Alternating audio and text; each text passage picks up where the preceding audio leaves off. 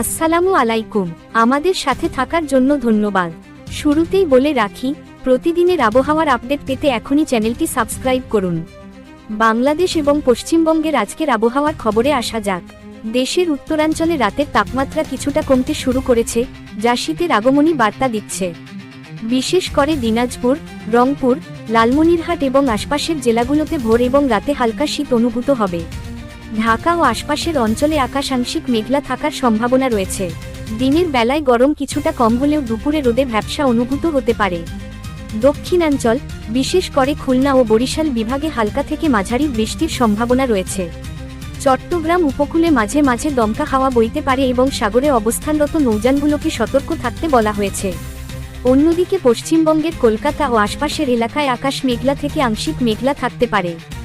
দুপুরে গরম কিছুটা বাড়লেও রাতে আবহাওয়া তুলনামূলক স্বস্তিদায়ক থাকবে। উত্তরবঙ্গের দার্জিলিং, জলপাইগুড়ি ও কোচবিহার এলাকায় হালকা বৃষ্টি হতে পারে। সার্বিকভাবে বলা যায়, আজ বাংলাদেশ এবং পশ্চিমবঙ্গের আবহাওয়া বেশ আরামদায়ক থাকবে, তবে দক্ষিণাঞ্চল এবং উপকূলীয় এলাকায় সতর্ক থাকার পরামর্শ দেওয়া হচ্ছে। প্রতিদিনের আবহাওয়ার সর্বশেষ খবর জানতে সাথে থাকুন এবং চ্যানেলটি সাবস্ক্রাইব করতে ভুলবেন না।